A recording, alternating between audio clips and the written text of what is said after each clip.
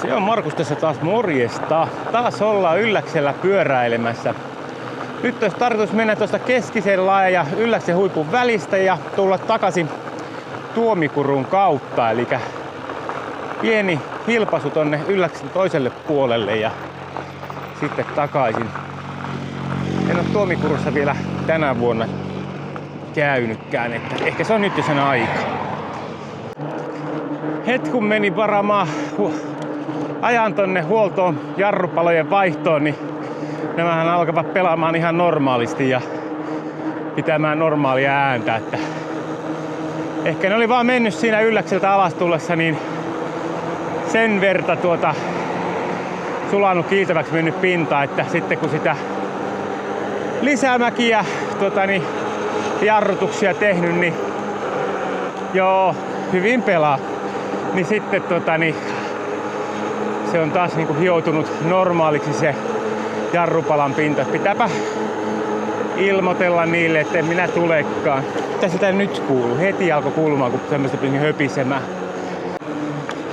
Syksy näyttää tulevan tänä vuonna vähän ajoissa, eli elokuun puolta väliä mennään ja koivut alkaa olla keltaiset. Ei ne siis oikein ruskassa ole, vaan ne on kuivavat. Sen verran on ollut lämmin kesä, että kun viime syksynä vettä oli joka paikka täynnä, niin nyt ei ole. Nyt on aikas kuivaa. Vaikka tässä nyt lätäkkö oli tiellä, niin ei sitä paljon ole vettä tullut. Että kyllä ne on jo lämpimällä kelillä niin haihduttanut paljon enemmän kuin mitä ne on kyennyt tuolta maasta imemään. Eli valitettavasti surkea ruska tulossa. Joo, nyt en aja pyörätietä tonne ylös, kun se on vähän tylsä, vaan lähdetään tonne metsäreiteille. Täältä Äkäshotellin kautta niin tuonne poluille ja Kellokkaalle sitten mettäreittiä pitkin. Noin, eli tästä käännetään nyt sitten vasemmalle ja sitten heti oikealle.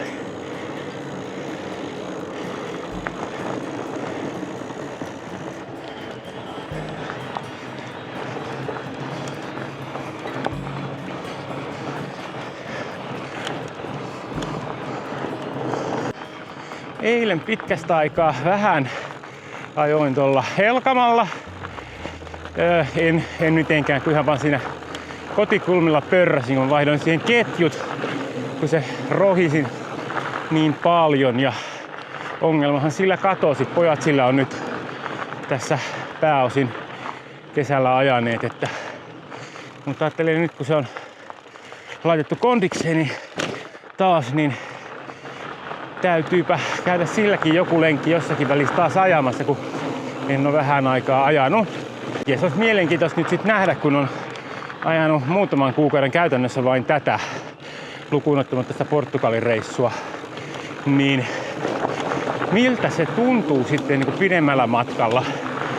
Ainakin semmonen, kun siinä on ne ergokahvat, niin ne oli kyllä huomattavan miellyttävät verrattuna näihin orkiksiin tässä, että mietin, että pitäisikö sitä tilata tähänkin jotkut semmoset.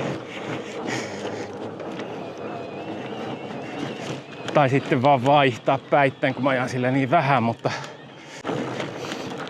tää pätkähän on siis hiihtolatua talvisaikaan, että silloinhan tästä ei voi fillarilla ajella, mutta näin kesällä niin tämähän on varsin kiva oikaisu tästä noitten teiden sijaan. No niin, ja nyt sitten tässä meillä on risteys. Ja sen sijaan, että lähdettäisiin Kesängin keittaalle, niin tai sitten tonne, mikä toi nyt on, Tahkokuruun, niin lähdetään Kellokkaan suuntaan. Täällä on näitä isoja kiviä aika paljon tällä polulla, mutta ei kohtuuttomasti, että ihan ajettava on. Ja tänne on kanssa tätä soraa kylvetty niin kuin sen verran, että enimmäkseen oikein mukava ajettava. Muutamassa kohtaa on sitten kivikkoa vähän enempi. Ja nyt täällä ohjeistetaan pysymään oikealla, mutta on kyllä hiihtäjiä varten. Ei täällä niin paljon tule noita pyöräilijöitä ja varsinkaan kun se on tämmönen kivikkoinen, niin sitten tuli ihan älyttömän kovaa. Eli mennään nyt siellä, missä on vähemmän kiveä, eli täällä vasemmalla. No niin, hyvin nousee. Olen kyllä tykännyt tästä tunturin, tai itse asiassa Boschin moottorista. Mähän en ole tätä yhtään säätänyt. Eli ihan orkkisasetuksissa edelleen. Et sitä Shimanoa mä vähän veivasin enemmän ja vähemmän ja lopultahan se oli sain oikein kivaksi ne säädöt, mutta tää on ollut niin alusta saakka tosi jees. Ja varmaan johtuu siitä, että se on niin 1 pykälä enemmän näitä avustussäätöjä. Ja todella miellyttävästi tuntuu toimivan. Ylläksellä se huoltotien jyrkkä nousu vielä luvassa. Mähän en nyt mene sinne ihan huipulle saakka, mutta sen jyrkimän pätkän kyllä fillarilla ajan. Ja sitten lähden sinne tunturin huippujen väliin. Sama lenkki aika pitkälle kuin mitä viime kesänä ajoin. Mulla on tosin nyt vähän sen verran hopumpi, että mä luulen, että mä teen niin, että mä tulen sitten sen kellostapulin kurun ylös, eli sen missä vedin turvalle, ja sitten ajelen ton tietä pitkin kotiin, niin mä saan siinä sitten semmoisen ehkä 15 minuuttia ainakin säästöä sitten ajassa. Mä olen kekunut tätä pätkää tälleen niin kuin iltavalossa, mutta ei tää nyt ruma tälleen keskellä päivääkään oo. Vähän tämmönen karumpi toi valon väri, mutta kaunista täällä metsässä joka tapauksessa on nyt näin. Tai en mä tiedä, tää keskellä päivää. Mitä tää kello on? 14.36, no iltapäivää. Joo, eli alkaa jo vähän vinossa tälleen elokuulla toi aurinko tulemaan tuolta. Mutta kyllä se vain siinä illan suussa, niin kyllä se vaan kauniimpi silloin se valo on.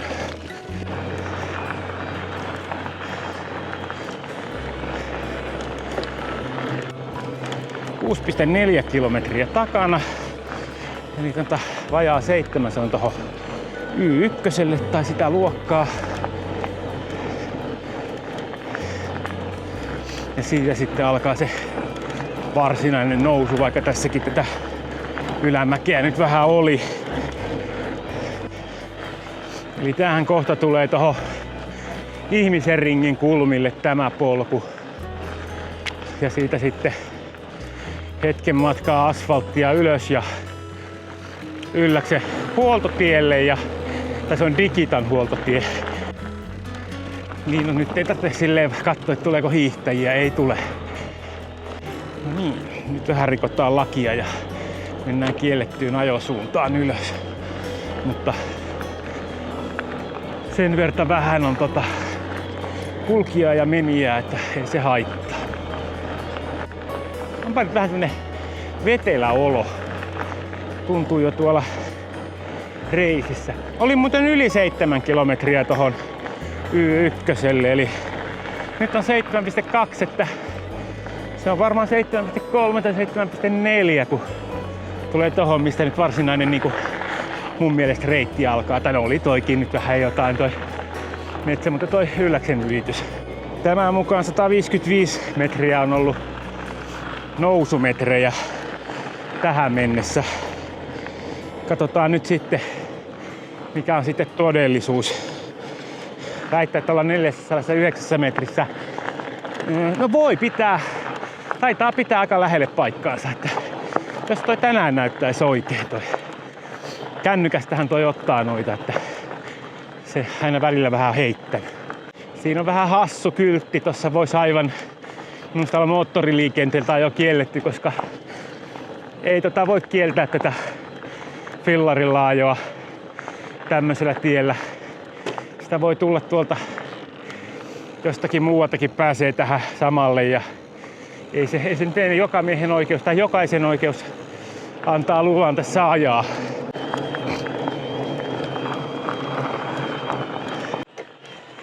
No niin.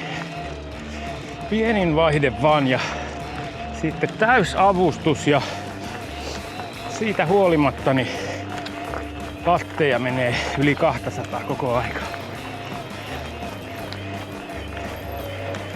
Terve. Siinä kanssa alkoi kuulostaa siltä, että jarrut on kovilla. Tässä mäessä minäkin kiilotutin noi omat jarrupalani. Kohta tuossa alkaa jyrkin pätkä. Meinasin äsken sanoa, että tuntuu niin kevyeltä verrattuna viime kertaan, mutta se alkaa muuttumaan tässä pikkuhiljaa.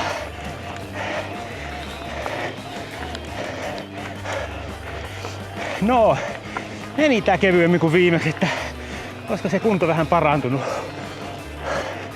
Hengästyttää kuitenkin.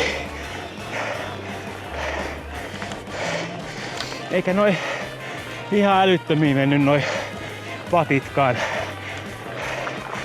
Tietysti tästä pidempään ei meikäläisen kunnolla korkeilla wateilla jaksakaan ajaa. Alkaa se hengästyttää. Vaikka tätä huinon sähköpiliä. Tonne jää vasemmalle nyt toi Parkaankuru. Täältä se alkaa ja jatkuu Kesänkijärvelle. Vielä hetken mätkää, niin päästään kääntyä tonne vasemmalle. Lähtee sitten tuonne menemään. Nyt tästä tuonne vasemmalle ja sieltä sitten tuntureiden välistä ylös. Pahin nousu takana. Toi on kyllä aika, vaikka nyt ei mitenkään niin kuin älyttömillä tehoilla, itse asiassa tosi matalilla tehoilla nousin, niin silti se laittaa pumpun töihin ja alkaa hengästyttää. Tämä on aika jännä, kun olisiko se jotenkin tuo ajoasento tai jotain, kun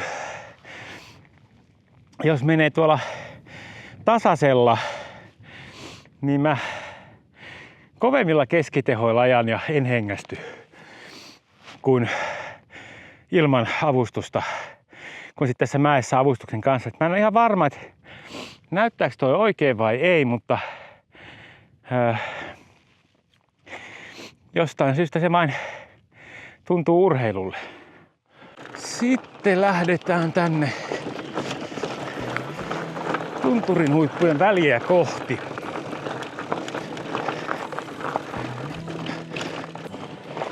Ihan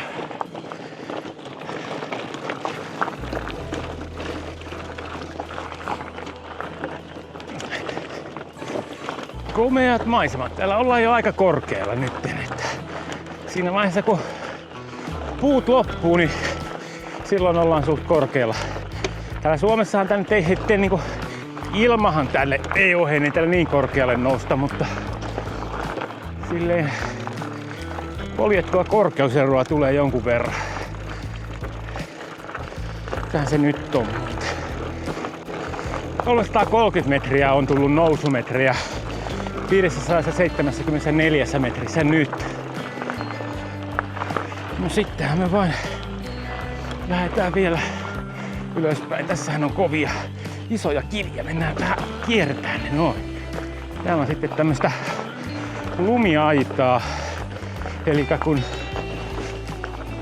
toi tuulihan kuljettaa täällä tunturissa niin lunta melkoisesti, niin lumiaidolla saadaan pysymään ne lumet rinteessä, kunnes siinä on niinku riittävän paksu kerros sitä lunta.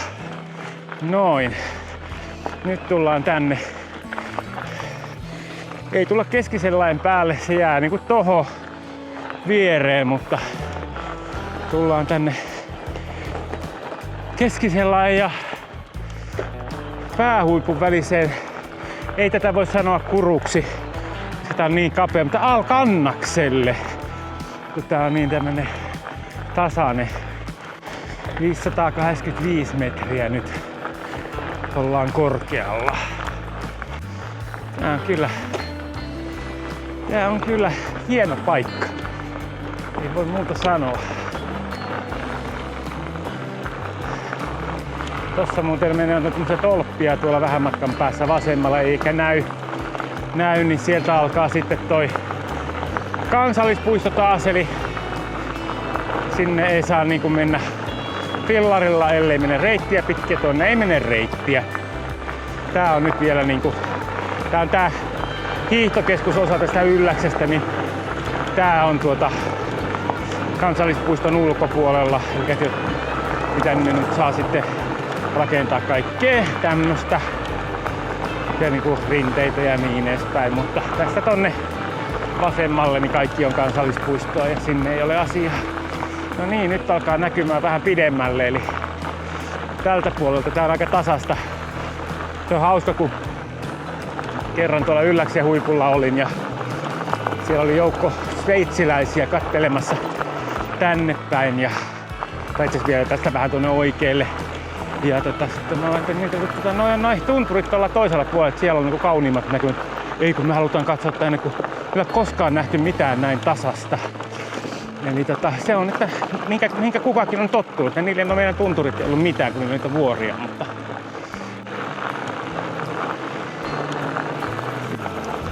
piti vähän miettiä, mikä se sana oli. Yllästeri. Kerran oli jonkun sortin kolumni tai pakina tuossa paikallislehdessä, että Ylläksellä asuu yllästerejä. Vähän niin kuin hipstereitä, mutta Yllästerin tunnistaa siitä, että se on jo alle kuukauden iässä ollut ensimmäistä kertaa tunturin huipulla. Niin se on meidänkin lempi oli aika nuori. Oli ehkä juuri kuukauden vanha, kun oli ensimmäisen kerran tunturin päällä. Pojilla sitten meni vähän pidempään, kun muutettiin välissä taas tonne Keski-Suomeen. Että toi on ihan hyvä niin kun tapa totuttaa lapset siihen, että tunturissa kuljetaan, että tuonne riittävän nuorena sitten kyllästyvät vähän niin kuin ajoissa. Ei noin meidänkään lapset kyllä nykyisin. En tiedä milloin ne on viimeksi tunturihuipulla käynyt. Ei ihan äsken. Lapsena ne sai houkuteltua mukaan, mutta nykyisin ei. Mutta mä luulen sitten, kun niille tulee vähän ikää, niin kyllä ne sitten kun ne tulee taas tänne lomailemaan, niin alkaa tuntumaan siltä, että kyllä sinne pitää päästä. Et se on jännä, että kun ihmiset aikuistuu, niin niistä yhtäkkiä tulee semmoinen, että ne alkaa niinku tämmöisestä kävely- ja pyöräilyliikunnasta tykkäämään enemmän. Jaha, nyt huutelee vähän jarrut, mutta nyt ainakin ne hioutuu tässä nyt, että jos ei muuta. Katsotaan miten niille käy, että onko ne sitten tämän jälkeen paremmassa vai huonommassa kunnossa. Että en vielä tässä kesken matkan peruuta jarrupalojen vaihtoa. Nehän ei ole siis loppu. Ne vain sitten suli ne pinnat tuossa silloin yhdellä laskulla ja on ne koko ajan meni vähän paremmaksi. Toi takajarru ainakin nyt ottaa kiinni. No niin, nythän mä en sitten mene tonne ihan alas saakka, koska mä menen sitten tehdä tämmösen niinku lyhkäisemmän kiekasun. Eli tarkoitus on nyt tehdä semmonen, että mä käännyn nyt sitten tästä tuonne Tuomikuruun päin. Eli silloin viime kesän reissullahan mä ajoin tonne alas saakka ja sitten tulin uudestaan, mutta nyt sitten päätin, että tehdään tämmönen lyhyempi reitti. Minä tultiin rapia 100 metriä tultiin alas ja nyt sitten pyöräilyä kohti Tuomikurua ja sitten Ylläksen Keskisillain toista laitaa siinä puurajan yläpuolella, kun menee polku, niin sitä sitten tonne Kellostapulin kuruun ja Kellostapulin kurusta sitten taas alaspäin. Eikö siis Kellostapulin kurua ylös ja sitten sieltä sitten takaisin kylälle. Sitten mä huitasin tietä pitkin sitten alas. Joo, kyllä nää paremmalta tuntuu nää jarrut ton mäen jälkeen kyllä. Jännä.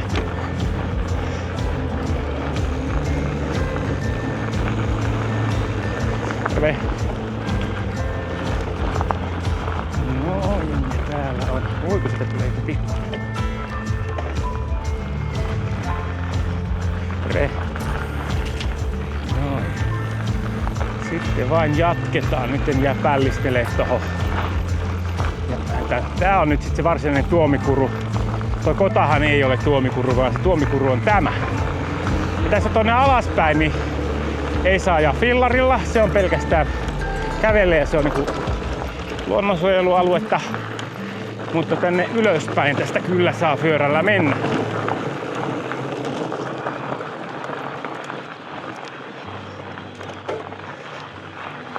Ja jos manuaalipyörällä tulee, niin tässä on luvassa taas ihan kunnon nousu. Otetaan vielä vähän pienempää vaihdetta. Vielä yhden pykälän laittaisi. Noin. Mutta tää on semmonen jyrkkä, mutta aika lyhyt. Et sit kun päästään tohon hetken matkan päähän, niin sit se on semmoista semitasasta, vähän kumpuilevaa pitkän matkaa. Tää on mahtava polku. Äärimmäisen helppo, mutta maisemat on komeet.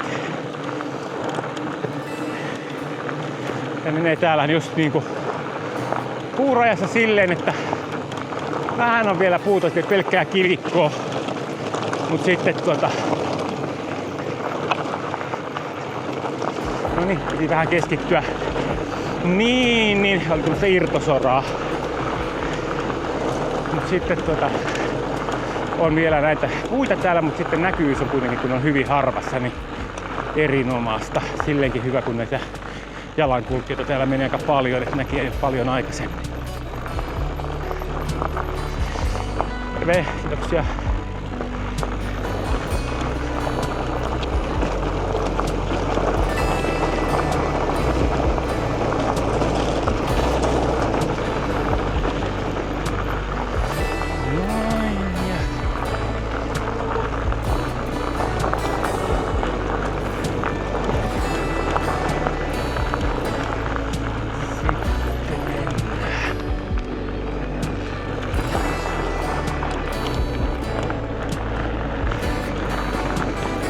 Joo, täälläkin on aika moni koivu jo kellastunut ja kuivanut, että ei ole ollut vettä.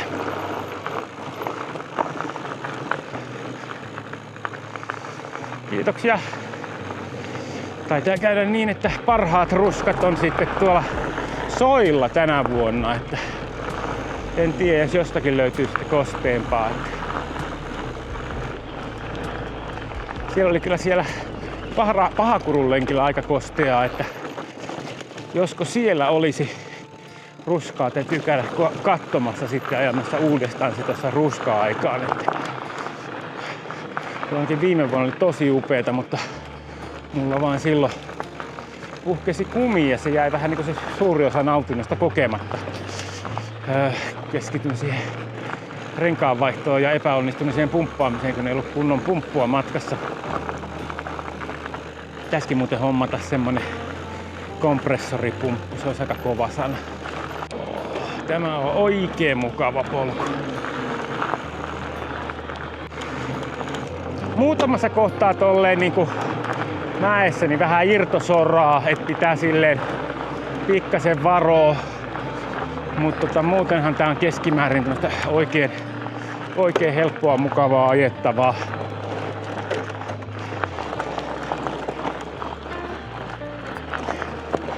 Kohta tuolta tulee näkymää, kun tuolla on Kesänki-tunturi ja Lainio-tunturi. Eli tulee näkymät tonne pohjoiseen. Ja sitten tonne kauaksi, niin siellä on Aakenus. Aakenustunturi. Se on semmonen hevosen kengän mallinen. Tosi pitkä. Hyvin kaunista siellä päällä, että suosittelen retkeä sinne. Fillarilta nyt teoriassa saa ajaa, kun sinne menee reitti, mutta kävin kokeilemassa, löytyy video. Ei ollut ihan helppo, rasti jätin kesken. Nyt sitten tästä tonne alas ja se itse asiassa taitaa näkyä, jää tuohon jo väliin näkyy ja sitten toi Kellostapulin kuru, eli ihan hetken matkan päästä käännyn sitten ylöspäin. Se on se paikka, missä silloin vedin turvat aikaisemmin kesällä. Ja toinen vaihtoehto on ajaa Kesänkijärvelle, joka jää nyt sitten tonne Kesänkitunturin ja sitten tuon Kellostapulin tuohon väliin, mutta sinnehän mä en nyt tällä kertaa aja. Hetken matkaa mäkeä alas ja sitten on tähän kiemurtelevaisempi mäki ylös. Sitä mä en ole itse asiassa koskaan mene koko mäkeä ylös. Silloin kun kaaduin, niin silloinhan mä sen piti katsoa, kun mikki tallessa, mikin sinne tiputin ja kävin sen sieltä hakemassa, niin silloin puolet matkassa tuli ajettua ylöspäin. Helpompi selkeästi ylöspäin kuin alaspäin.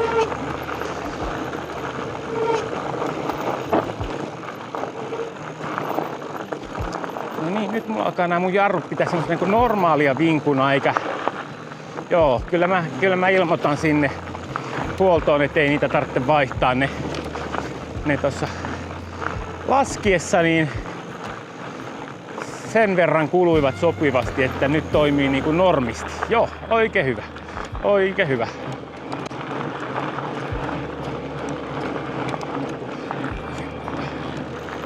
Aha, sillä reitä.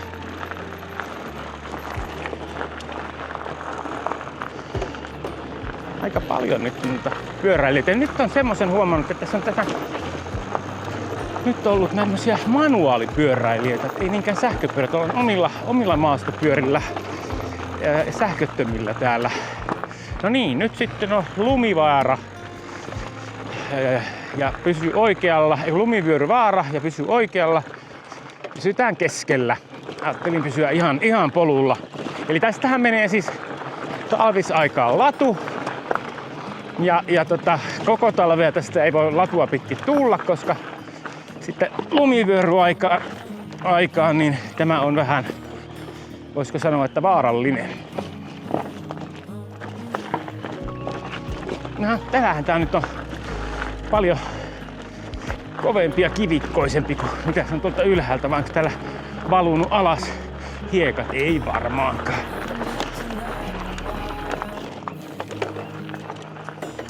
Pienempää vaihetta mennään hitaammin. Ja tämä tästä. Tää on kyllä jännä, miten siitä tulikin semmoset niinku siitä kaatumisesta semmoset niinku vibat, että taas tuli vähän semmonen niinku jännitys. Vaikka menee nyt ihan vaan ylöspäin tätä ja tää on ihan helppo ylöspäin, mutta kyllä se vain niinku sen verta pelästytti.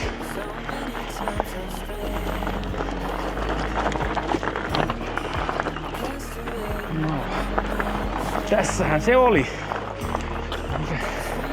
Noihin kiviin kaadu.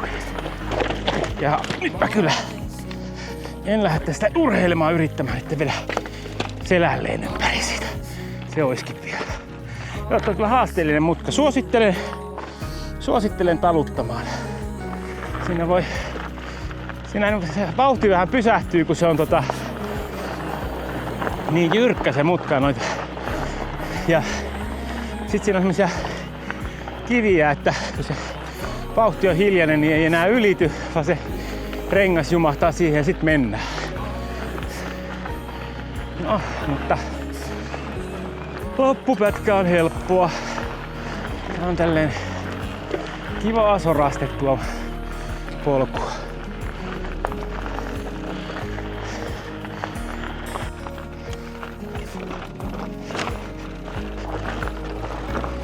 Noin, siinä oli vähän ahdas paikka. Ja sitten taas ylemmäksi mäkeä. Nyt ei ole enää lunta. Silloin kun täällä olin, niin oli vielä vähän lunta. Nyt noustaan sitten tänne Ylängöllöksi, voisiko tätä sanoa, tähän tasanteelle, mikä on tässä Kellostapulin ja Keskisenlain välissä. Nämähän on siis koko ajan tätä samaa yllästunturia, että eivät ole erillisiä tuntureita, vaan tämmöisiä tuntureiden välissä olevia laaksoja. Ja tosta kun sitten lasken kohta alaspäin, niin sieltä tulee sitten se Varkaankuru taas vastaan, joka oli siinä ylöspäin mennessä jäi vasemmalle puolelle.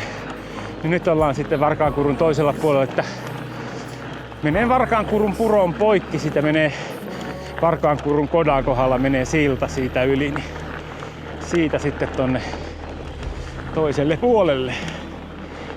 Haisi poron paska, mutta ei täällä poroja näy.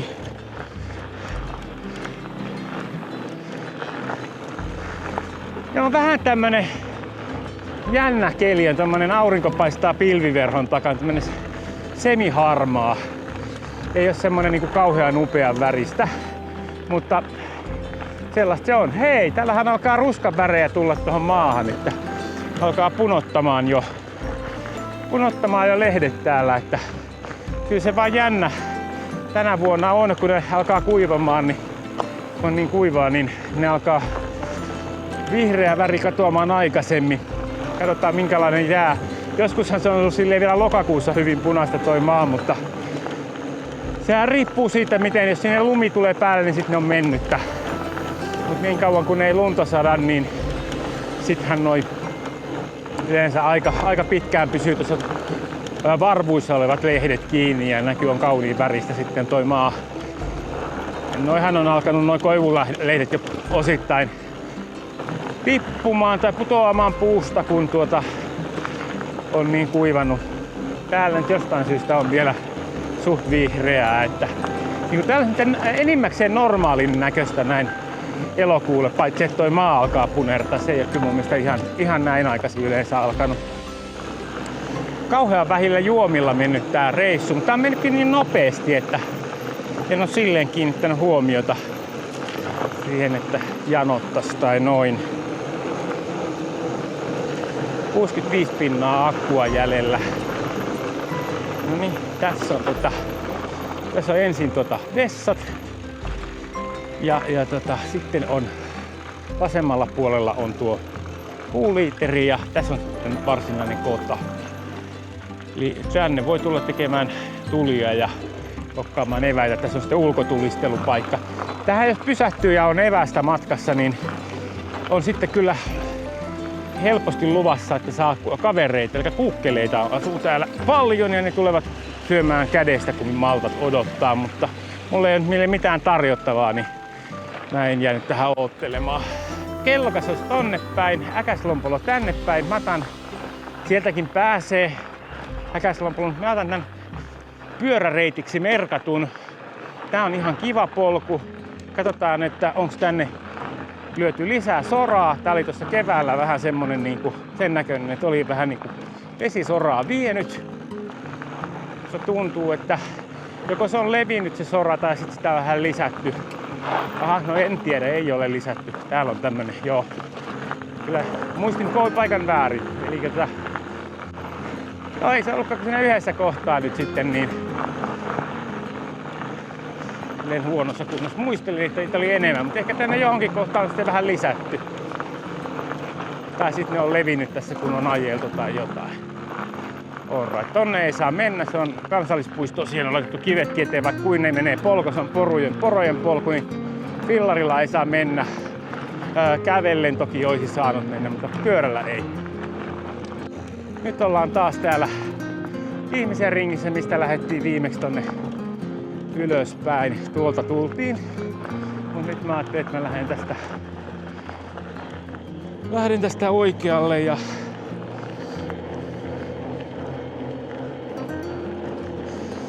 tunnin lenkki takana.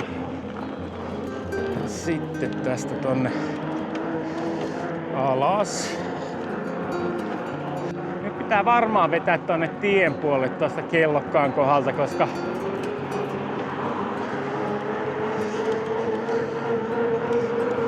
mun vauhti suhteessa jalankulkijoihin alkaa olla aika korkea. Eli jos joku kysyy, minkä takia villaroitsijat ajaa tiellä, niin se useimmiten johtuu siitä, tai pitäisi johtua siitä, että vauhtia on niin kuin kyseisellä tieosuudella sen verran, että on vaarallista ajaa jalankulkijoiden kanssa rinnakkain. Tänne niin saadaan vähän vauhtia.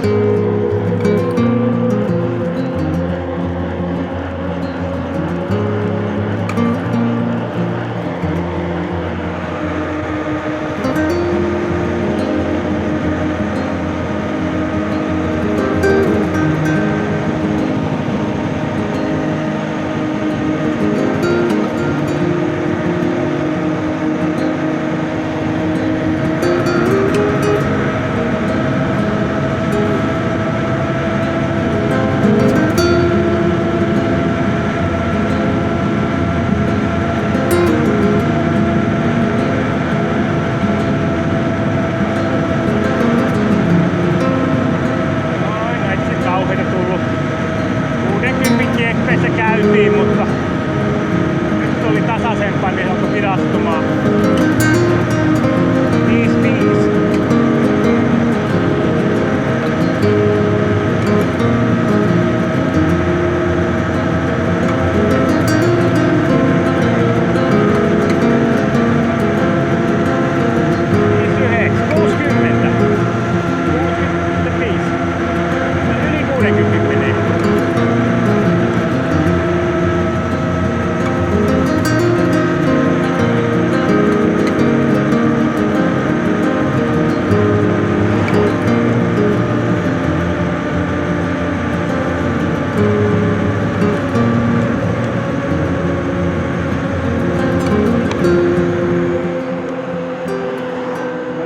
Käännytään sitten,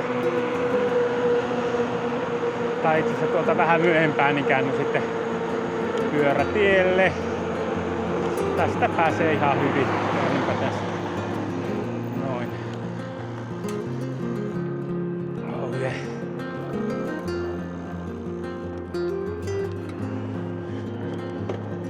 Noin, siinä tuli ihan hyvä vauhti. Alkaa tulla niinku viileämmältä jo käsissäkin tuossa. On ollutkin niin kuuma, mutta toi vähän viilensi, kun jo hippasen kovempaa.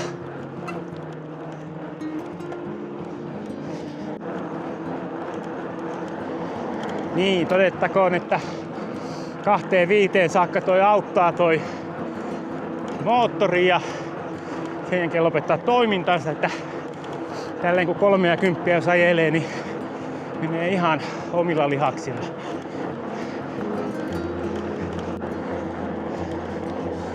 No alamäki auttaa kans vähän. Mut joo, tässäpä tämä lenkki alkaa olla tuun kylälle. Kiitoksia jos jaksoitte katsella ja kommentoida ja tykätä saa, ja jos ette seuraa, niin seuratkaa. Lisää tulee tämän olosia videoita vielä tulevaisuudessa. Morjesta!